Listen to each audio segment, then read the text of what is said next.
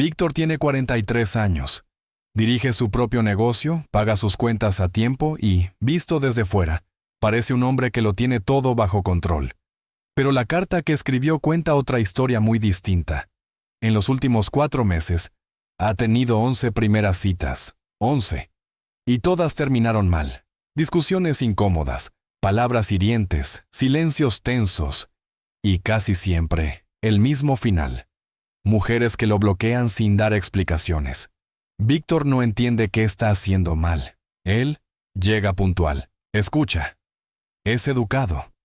Intenta causar una buena impresión. Sin embargo, una le dijo que era emocionalmente inaccesible antes de levantarse y marcharse. Otra afirmó que era demasiado intenso. La anterior, que resultaba aburrido. Cada cita parece dejar una etiqueta distinta, pero el resultado siempre es el mismo. Y eso lo está desgastando por dentro. Empieza a pensar que el problema es él, aunque sinceramente no sabe qué debería cambiar. Lo que Víctor aún no sabe es que su historia no es única. Existen muchos hombres como él, atrapados en el mismo punto del camino, repitiendo los mismos errores sin comprender por qué. Tras analizar cientos de relatos similares, surge un patrón inquietante. No están fallando por mala suerte ni porque estén rotos por dentro. Están fallando porque caen una y otra vez en las mismas trampas. Trampas que se presentan con rostros distintos, pero que funcionan mediante el mismo mecanismo psicológico. Prometen felicidad, estabilidad o amor inmediato. Y esas promesas, precisamente por parecer tan tentadoras, acaban costando años de vida, energía y autoestima. La pregunta no es si estas trampas existen. La verdadera pregunta es si Víctor y tú serán capaces de reconocerlas a tiempo. La tercera cita de Víctor fue con una mujer a la que llamaremos Marina. Marina era espectacular. De esas mujeres que hacen que las conversaciones se detengan cuando entran en una habitación. Víctor había hecho match con ella en una aplicación y cuando aceptó quedar, sintió que había ganado la lotería. Apenas podía creer que alguien así quisiera conocerlo. Hay un detalle importante sobre Víctor que él conoce muy bien. Es introvertido. Prefiere los lugares tranquilos, una cafetería pequeña, un paseo al aire libre, un sitio donde pueda escuchar sus propios pensamientos y mantener una conversación real. Los restaurantes ruidosos lo agotan. Los bares llenos de gente lo ponen nervioso. Los clubes directamente lo incomodan. Él lo sabe, siempre lo ha sabido. Cuando Víctor le preguntó a Marina dónde le gustaría ir, ella respondió con una sonrisa despreocupada. «Sorpréndeme». Y luego añadió, «Pero tengo muchas ganas de conocer ese nuevo bar en la azotea del centro, el que tiene DJ en vivo». En ese momento, Víctor sintió un nudo en el estómago. Todo en esa propuesta iba en contra de lo que él disfruta. El ruido, la multitud, el ambiente caro y ostentoso. No era su mundo. Pero entonces, volvió a mirar sus fotos. Pensó en lo guapa que era. Se imaginó entrando al bar con ella del brazo, las miradas de los demás, la sensación de estar con alguien tan deseada. Y sin pensarlo demasiado, dijo que sí. En ese instante, Víctor ya había tomado una decisión crucial. Había elegido agradar antes que ser fiel a sí mismo. La noche de la cita, Marina llegó 40 minutos tarde. No hubo disculpa, solo un comentario rápido sobre el tráfico. Víctor llevaba casi 1 hora sentado solo, con una bebida que costaba el triple de lo que normalmente pagaría, intentando relajarse mientras la música sonaba tan fuerte que apenas podía escuchar sus propios pensamientos. Cuando Marina finalmente se sentó, no permaneció allí mucho tiempo.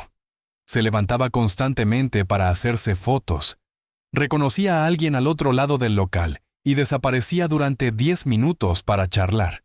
Ella estaba en su elemento. Ese era su entorno natural. Para Víctor, en cambio, la noche se sentía como una prueba de resistencia.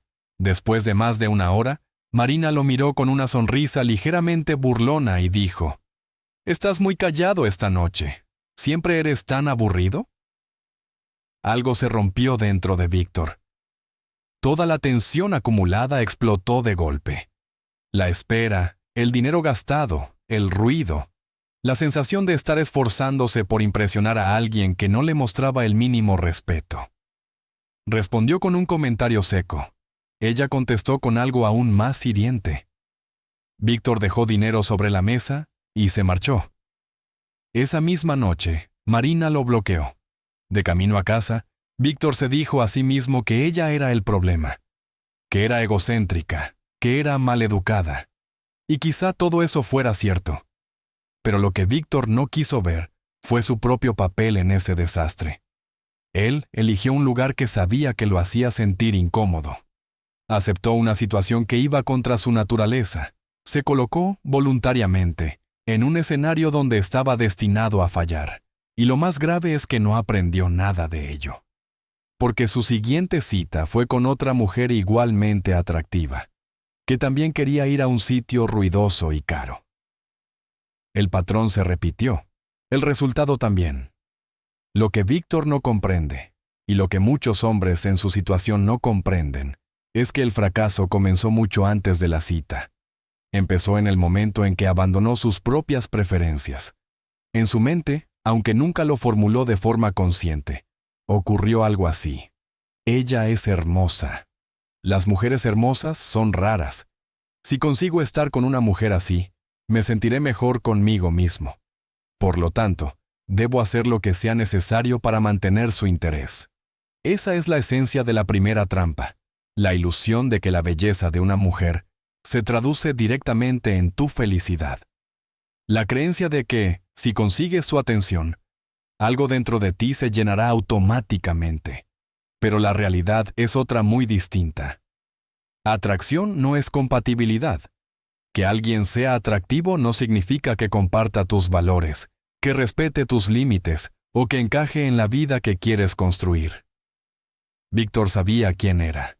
Sabía que necesitaba calma, conversación, espacios tranquilos. Y aún así, tiró todo eso por la ventana en cuanto una cara bonita sugirió algo diferente.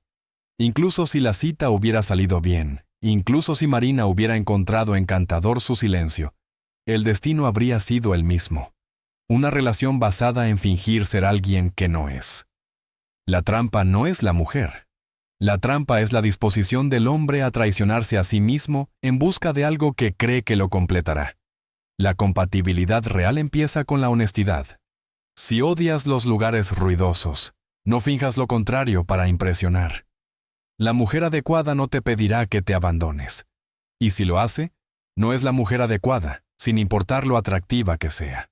Para entender por qué Víctor sigue repitiendo el mismo error, hay que ir más allá de la historia concreta con Marina y observar el patrón que se esconde debajo. En el fondo, la primera trampa funciona porque explota una confusión muy común. La idea de que la atracción garantiza la compatibilidad. Son dos cosas completamente distintas. Pero cuando entra en juego el deseo, el cerebro tiende a mezclarlas. Víctor no eligió a Marina porque compartieran valores, ni porque su estilo de vida encajara con el suyo. La eligió porque su belleza activó una promesa silenciosa. Si puedo estar con alguien así, entonces debo valer más.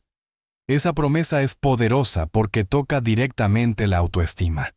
La belleza se convierte en una validación externa, en una prueba visible de éxito personal.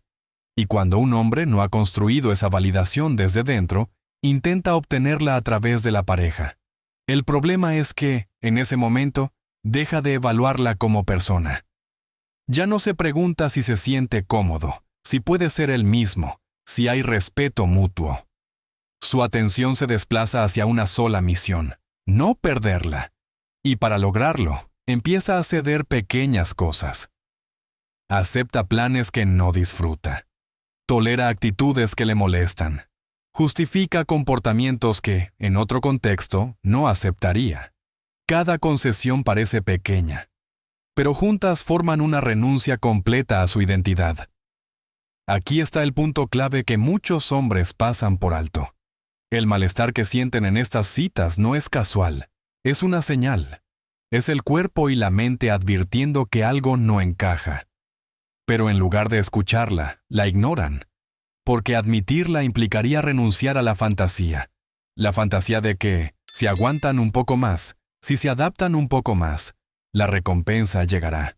Incluso en el mejor de los escenarios, esta estrategia está condenada al fracaso. Supongamos que Marina hubiera reaccionado de otra manera, que hubiera sido paciente, que hubiera encontrado atractivo el silencio de Víctor. ¿Qué tipo de relación habría nacido de ahí? Una en la que él tendría que seguir adaptándose a entornos que lo drenan, a dinámicas que lo desgastan, a una versión de sí mismo que no es real. No sería una relación basada en compatibilidad, sino en actuación. Por eso, la primera trampa no tiene que ver con las mujeres atractivas. Tiene que ver con hombres que creen que deben cambiar para merecerlas. Cuando alguien te exige, directa o indirectamente, que traiciones tu naturaleza para encajar, el precio siempre se paga más adelante, y suele pagarse con frustración, resentimiento y una sensación profunda de haber vivido una vida que no te pertenece. La salida de esta trampa es tan simple como incómoda. Dejar de tratar la belleza como el filtro principal y empezar a usar la compatibilidad como criterio central. Reconocer que hay millones de personas atractivas en el mundo, pero muy pocas que encajen de verdad con quién eres. Decir no, al principio, cuando algo no te representa, es infinitamente más fácil que intentar escapar después de una relación construida sobre la negación de uno mismo. Víctor aún no ha aprendido esta lección. Por eso sigue terminando bloqueado, frustrado y solo, convencido de que el problema está en él, cuando en realidad el problema está en las decisiones que toma antes incluso de sentarse a la mesa de la cita. Mientras no entienda esto, la historia seguirá repitiéndose. Dmitri tenía 41 años y acababa de salir de un divorcio que lo había dejado tocado en todos los frentes. Emocionalmente estaba cansado, pero el golpe más duro había sido práctico. El divorcio le costó el piso. De un día para otro pasó de tener un hogar estable a alquilar una habitación pequeña, intentando recomponer sus finanzas y su vida desde cero, a una edad en la que sentía que ya debería tenerlo todo resuelto. Fue entonces cuando conoció a Oksana. Tenía 38 años, un hijo adolescente, y algo que para Dmitri resultó especialmente llamativo, era propietaria de su propio apartamento. Un piso amplio, bien ubicado, totalmente pagado. 2 habitaciones, buena luz, estabilidad. Dmitri no lo pensó en términos fríos ni calculadores, pero en algún rincón de su mente se activó una idea peligrosa. Si esto funciona, mi problema de vivienda se soluciona. Al principio, todo parecía natural. A Dmitri le gustaba Oksana, disfrutaba su compañía. Se sentía agradecido de haber encontrado a alguien en medio de una etapa tan incierta. La relación avanzó rápido. En apenas 3 meses, pasaba casi todas las noches en su casa. Poco después, ya estaba prácticamente instalado allí. Y fue en ese punto cuando comenzó la verdadera inversión invertida. El apartamento de Oksana necesitaba arreglos. Nada grave al principio. Un grifo que goteaba, una estantería suelta, pequeños detalles. Dmitri era habilidoso con las manos, así que se ofreció a solucionarlo. Luego llegaron los proyectos más grandes. El baño necesitaba una reforma. Los electrodomésticos de la cocina estaban anticuados. Se empezó a hablar de renovar el balcón. Dmitri pasó a dedicar todos sus fines de semana a trabajar en ese piso. Su dinero comenzó a irse en materiales, su energía en reparaciones. Su tiempo libre desapareció. Mientras tanto, Oksana seguía con su rutina. Salían a hacer compras, quedaba con amigas, confiada en que Dmitri se encargaría de lo necesario. Y luego estaba su hijo, un adolescente conflictivo, poco respetuoso, que generaba tensión constante. Necesitaba material escolar, ropa nueva, más adelante un portátil. Oksana no exigía directamente, pero dejaba caer comentarios, insinuaciones. Y Dmitri, con tal de mantener la armonía y asegurar su lugar, aceptaba ayudar. 2 años después, Dmitri se despertó una mañana con una claridad brutal. Se dio cuenta de que se había convertido en el encargado de mantenimiento y el respaldo financiero de Oksana. El apartamento no era suyo. Las reformas que había pagado aumentaron el valor de una propiedad que legalmente pertenecía solo a ella. La estabilidad que creía estar construyendo no estaba a su nombre. Cuando la relación terminó, porque terminó, Dmitri se fue con las manos vacías. Peor aún, se fue habiendo descuidado su propia recuperación financiera para invertir en la vida de otra persona. Mirando atrás, pudo ver las señales que había ignorado desde el principio. Cómo cada "arreglemos esto juntos" se refería a una casa que no era suya. Cómo los gastos del hijo se convirtieron en una responsabilidad compartida, mientras los recursos de ella seguían siendo exclusivamente de ella. Dmitri no era un compañero, era la solución. Esta es la esencia de la segunda trampa. Un hombre entra en una relación esperando resolver un problema personal y termina convirtiéndose en el recurso que sostiene los problemas de otra persona. No porque ella sea necesariamente malintencionada, sino porque cuando alguien llega desde la necesidad, pierde poder de negociación. Ya no evalúa si la relación le conviene, intenta asegurar aquello que le falta, y desde esa posición, el equilibrio se rompe. El que necesita da más. El que tiene, recibe. Sin darse cuenta, Dmitri había cambiado estabilidad temporal por una pérdida a largo plazo. Hay otra versión de esta misma trampa, quizá menos evidente, pero igual de costosa. El protagonista es Sergei. Durante años, Sergei había soñado con tener una casa de campo a las afueras de la ciudad. Un lugar al que escapar los fines de semana, cultivar un pequeño huerto, respirar aire limpio y alejarse del ruido. No era un capricho, era una imagen clara de la vida que quería. El único problema era que no podía permitírsela solo. Cuando conoció a una mujer que poseía exactamente eso, una pequeña casa rural heredada de sus padres, sintió que el destino estaba alineándose a su favor. Ella mencionó la casa en la segunda cita, casi de pasada, pero para Sergei, esas palabras resonaron con fuerza. Aquello era todo lo que había deseado durante años. La relación avanzó rápido, impulsada tanto por una atracción genuina como por esa ilusión silenciosa de haber encontrado una solución a su anhelo. Pronto comenzaron a pasar todos los fines de semana en la casa de campo. Al principio era idílico, silencio, naturaleza, desconexión. Pero con el tiempo, Sergei empezó a notar los problemas. El tejado tenía filtraciones. La valla estaba a punto de caerse. El jardín llevaba años abandonado. Lo que parecía un refugio romántico se reveló como un proyecto enorme. Y Sergei decidió asumirlo. Cada fin de semana se transformó en una jornada de trabajo. Compró materiales con sus ahorros. Aprendió a reparar, a construir, a mantener. Invirtió tiempo, dinero y esfuerzo durante años. La casa cambió por completo. Se volvió hermosa, funcional, valiosa, y con ella también cambió la dinámica de la relación. Poco a poco dejaron de ser pareja para convertirse en algo parecido a socios silenciosos, unidos más por las tareas pendientes que por el afecto. 5 años después, la relación se apagó. Ya no había conexión real, solo rutina y cansancio. Cuando finalmente se separaron, Sergei miró aquella casa, la casa que había levantado con sus propias manos, y entendió una verdad amarga. Nunca había sido suya, ni legalmente ni en la práctica. Todo su esfuerzo había servido para construir el sueño de otra persona. De regreso a la ciudad, Sergei no llevaba consigo más que recuerdos de fines de semana trabajando y una lección que hubiera preferido aprender antes.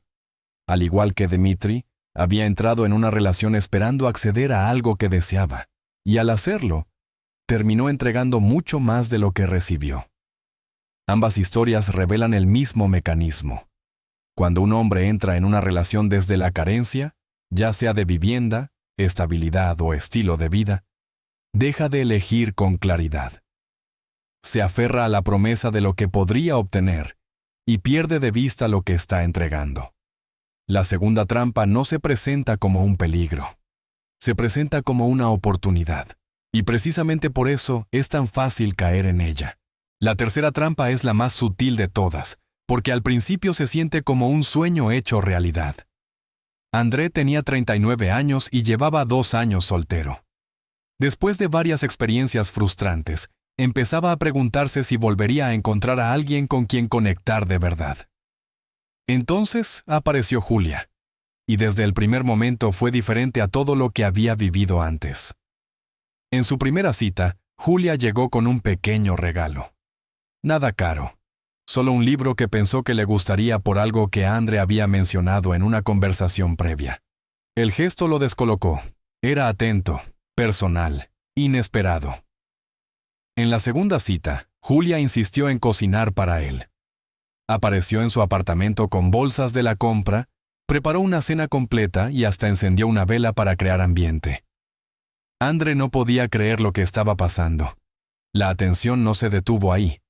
En la tercera cita, Julia le regaló un jersey porque había notado que la vez anterior tenía frío.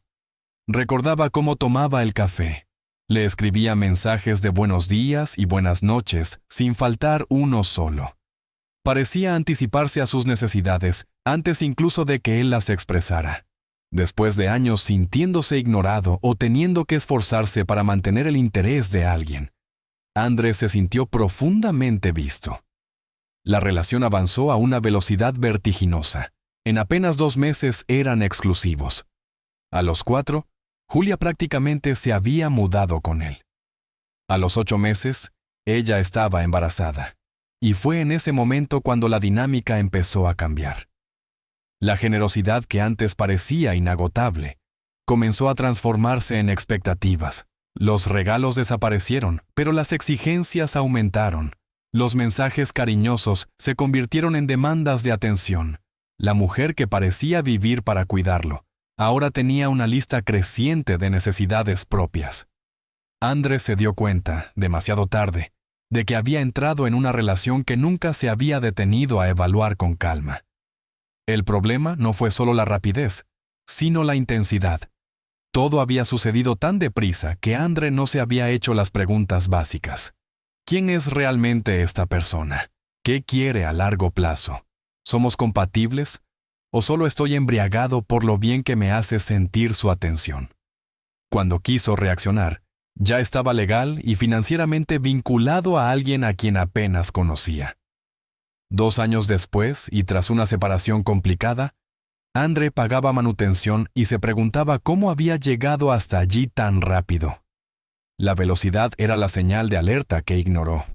Nadie se enamora de verdad en 2 semanas. Nadie puede conocer a otra persona lo suficiente como para comprometerse así en tan poco tiempo. Lo que André vivió no fue amor, fue una campaña. Y las campañas siempre tienen un objetivo. Esta trampa funciona porque explota un deseo humano muy profundo. Sentirse cuidado, elegido, importante. Cuando alguien te abruma con afecto desde el principio, se crea una intimidad artificial. Confías antes de tiempo. Te comprometes antes de evaluar. No siempre hay mala intención detrás, pero incluso la generosidad genuina, cuando es tan intensa y tan temprana, debería generar preguntas. Si todo parece demasiado perfecto, lo sensato es frenar. No porque las cosas buenas no existan, sino porque las relaciones sanas necesitan tiempo para desarrollarse. El carácter se revela con los meses, no con los regalos. El afecto real se construye con consistencia, no con intensidad inicial. Aceptar la atención sin perder los límites es clave. Agradecer un gesto no significa quedar en deuda.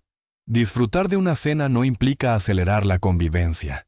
Antes de tomar decisiones que te aten emocional, legal o financieramente, es necesario dejar que el tiempo muestre quién es realmente la otra persona. Si observamos estas historias con cierta distancia, el patrón se vuelve imposible de ignorar. Víctor, Dmitri, Sergei y André no fracasaron por mala suerte ni por falta de inteligencia. Fracasaron porque eligieron desde el deseo y no desde la claridad. Cada uno cayó en una trampa distinta, pero todas funcionaban de la misma manera. Les ofrecían algo que sentían que les faltaba: validación, estabilidad, afecto. Y cegados por esa promesa, dejaron de hacer la pregunta más importante. ¿Esta persona es realmente adecuada para mí? Víctor eligió basándose en la apariencia, confundiendo atracción con compatibilidad. Dmitri y Sergei eligieron desde la necesidad práctica, esperando que una relación resolviera problemas que en realidad les correspondía solucionar a ellos. André eligió desde la intensidad emocional, embriagado por una atención que avanzaba demasiado rápido como para ser auténtica. En todos los casos, las señales de alerta estaban presentes desde el principio. No eran invisibles, simplemente fueron ignoradas. Aquí está el error central: tomar decisiones emocionales en un terreno que exige análisis. Los sentimientos no son una estrategia, la atracción no es un plan. El deseo no sustituye a la observación cuidadosa. Cuando eliges pareja basándote únicamente en cómo te hace sentir en el momento, estás apostando años de tu vida. Y en ese tipo de apuestas, casi siempre se pierde. Las relaciones no se sostienen solo con química, se sostienen con valores compartidos, respeto mutuo, ritmos compatibles y objetivos alineados. Con alguien que encaje en tu vida real, no con alguien que prometa sacarte de ella. Por eso, evitar estas trampas requiere algo incómodo pero poderoso: responsabilidad personal. Si necesitas estabilidad económica, constrúyela. Si te sientes solo, trabaja tu vida social. Si anhelas cierto estilo de vida, acércate a él por tus propios medios. Entrar en una relación desde la carencia te coloca automáticamente en desventaja. En cambio, cuando llegas completo, eliges con libertad. También implica aprender a frenar. No dejarse arrastrar por la intensidad inicial. Dar tiempo. Observar comportamientos, no promesas. Ver cómo la otra persona actúa cuando no consigue lo que quiere, cuando hay conflicto, cuando las cosas no salen perfectas. Ahí es donde se revela el carácter. Estas trampas no van a desaparecer. Siempre habrá personas atractivas que no encajan contigo. Siempre habrá oportunidades que parecen atajos para resolver tus problemas. Siempre habrá alguien dispuesto a darte mucho, demasiado rápido. Lo único que puede cambiar es tu capacidad para reconocer el patrón y alejarte a tiempo. Ahora la pregunta ya no es si estas trampas existen. La pregunta es otra, mucho más incómoda y necesaria. Cuando aparezcan en tu propia vida, ¿sabrás verlas? ¿Tendrás la disciplina de elegir con la cabeza y no solo con el corazón? ¿O repetirás la historia esperando un resultado diferente? Comparte tu opinión en los comentarios.